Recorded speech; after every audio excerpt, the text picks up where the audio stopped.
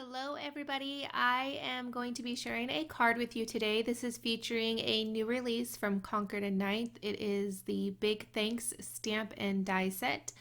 I am more featuring the die today. I am using a small sentiment from the stamp set, but I also have another video on my YouTube channel featuring this stamp and die set today, so I will have it linked in the upper right hand corner so you can check it out if you would like.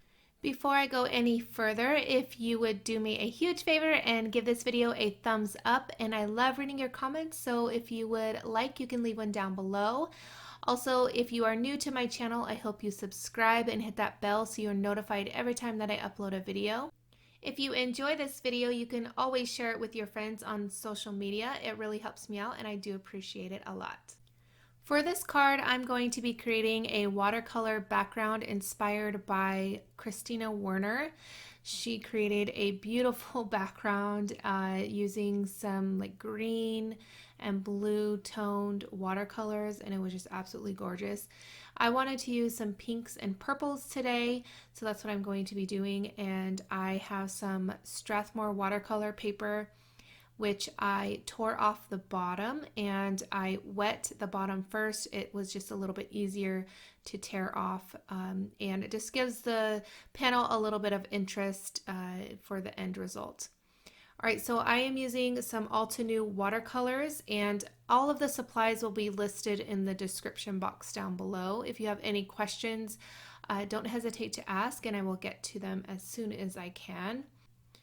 All right, so I am adding a light wash of pink to the card, and I added some water first to the card panel, and then I am going to add a darker shade, but then I forgot that you have to dry in between. It is very important for this look to dry in between, and as I go, you'll see that I tend to forget because I am more of a wet on wet watercolor person. I don't really do a lot of dry watercoloring, I guess. So I keep forgetting to dry, but I think the end result is absolutely gorgeous, and I am going to be doing this background probably a few more times in the future. It is pretty simple to create, and I think the end result is stunning. So the idea is to have a gradient or ombre effect. So I am going to add a darker shade of pink. All right, I forgot that Altenew has the colors on the back of the little watercolor pan. So the first color I used was Cotton Candy, and it was pretty watered down. And again, the paper was wet when I added that first layer of color. And then the second color, I believe, is, Puffy Heart. And then this next color is going to be Purple Wine, I believe. And again, I am going to try to remember to dry in between. It's going to give the best result in the end. All right, so I am going now in with, what color was that? That was Lavender Fields. And all of these colors are so gorgeous. I cannot rave enough about the Altenew watercolor 36 pan set.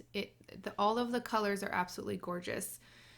All right, so I'm going back in with, I think that is Purple Wine, and I wanted a little bit more of a gradient, so I'm trying my best. This is not my strong suit. Watercoloring is not my strong suit. I'm just kind of adding color and adding water and hoping for the best. All right, so I am adding that Cotton Candy color on top so that I get a lighter color. I'm adding a little bit more of that, what color was that? Lavender Fields. And at this point, I wanted to see if blue would look okay. And I tried to make it work, but it just didn't end up working out. So I add more purple. And that is, again, the Lavender Fields. And I kind of go in between the Lavender Fields and the Deep Iris. I go kind of back and forth. They're both pretty dark purples, and I like how they look together. So again, as you see, I'm trying to make that blue work. So I added a darker purple, and then I'm going to dry that. And then, well, first I added the darker blue, and then I dried it. And then now I'm thinking to myself, okay, it's going to work now because it's going to be a darker shade. It's going to be more vibrant. Just I was really trying to make it work. So I'm adding a little bit of jet black to that blue to make it even darker, like a darker shade of blue. And I really wanted that blue to work out, but it didn't end up working out, and that's okay. I absolutely love the end result. All right, so you're going to see here I'm adding the jet black to the bottom here. And again, I dry in between, at least I try to remember to. And again, that color is jet black, and I do add quite a few layers because it isn't very opaque. It lightens up quite a bit, and I wanted that black to be very, very black. So I did have to add a few layers of the black. All right, so here is where I decided that that blue just isn't working. So I'm trying to mix in that black with the blue, and then the blue with the purple, and then I go in with even more purple, just kind of blending it out together. And I dried that, and now I'm going to add another layer of that jet black to the bottom there.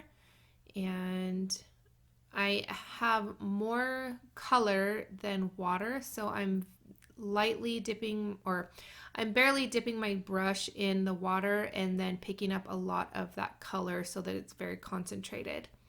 And then I'm going to dry that, and then I'm going to go back in with the lavender fields to get that really deep purple.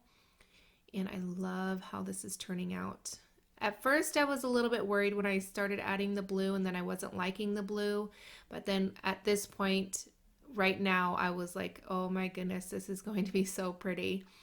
All right, so I dried that, and then I'm adding the purple wine. It could be Puffy Heart, to be honest. I think I went back and forth between those as well.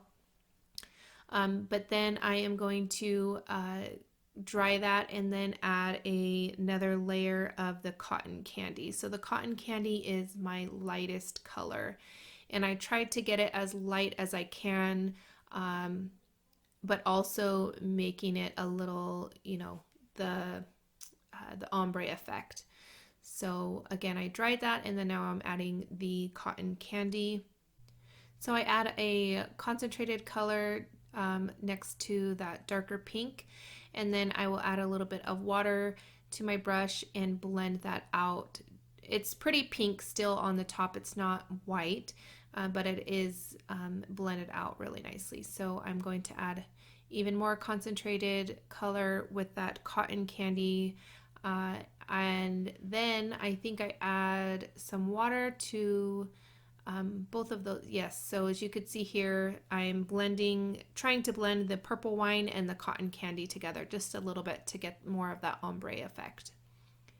All right, so again, I'm going to add another layer of the jet black to the bottom. I had a hard time keeping this really black, but I think I added 4 layers of the black on the bottom before I got the look that I wanted. All right, so I die cut out the Big Thanks die from Concord and Ninth, and now I am going to layer that onto my card panel here, or my card base, and I'm keeping the die in the panel here. That way I can try to line up those areas like in the N and the A, and then between the K and the S. I needed to line those up. It just made it a little bit simpler. Well, it should have been, but my glue, I like to use really tacky glue, so it kept, as you could see here, it just picked up that little piece there. So I was hoping that I could just kind of flip this over like I am now and pop those down really easily without having to fuss with them too much. And the glue I'm using is Fabri-tac. I like the Fabri-tac with the watercolor paper because the watercolor paper is very thick, and that way I know that it's going to hold really well. All right, so I didn't line those up very well, so I'm kind of just fiddling around with them. I'm going to add that there, and I did not add any glue to the Thanks die cut. So as you are going to see in just a second, I'm going to pull that up because I'm going to layer some foam behind there so that it pops it up and makes it stand out a bit. All right, so I'm using some Tonic Studios glue, and I absolutely love this glue. It comes in a few different sizes. This one is the medium one, I guess. There is a larger one and then a fine tip pen, which is great as well. All right, so I am going to now add the foam to the card base here, and then I will add that die cut on top of there. So in my head, when I was thinking of this card, I knew that I wanted this watercolor background, but in my head, I had imagined embossing the stamps on top of the Thanks die. But when I got finished with the watercoloring and then I die cut it out, I thought, I don't want to mess it up. I don't want to redo this watercoloring. I tend to get embossing powder everywhere, and because the watercolor in areas is a little bit darker, I didn't want it to stand out too much, and I didn't want to add splatters or anything to this card. I really wanted the watercolor background to stand out, as well as that Thanks die. So as you can see here, I'm just pressing it down, and then I'm going to add a sentiment. It says from all of us, so it's going to say thanks from all of us. So I used Versamark ink, and then now I'm going to use some super fine gold embossing powder from Ranger. And I did use my little powder tool so that I can hopefully not get embossing powder everywhere, and it seemed to work this time. All right, so I'm heat setting that so it just melts it, and I love the gold on this background. I think it looks absolutely gorgeous. And I almost added some gold splatters, but I held back because I did not want to ruin my card. That is going to complete the card. So I hope you guys enjoyed. And again, you can head on over to the Concord and 9th blog for more inspiration. And if you haven't done so already, please give this video a thumbs up, and you can leave me a comment down below. I always love reading your comments. I know that I cannot get back to every single person, but I do read them, and I do appreciate all of you guys. Here's a couple more videos you might enjoy. I hope you guys have a wonderful day, and I will catch you guys later. Bye.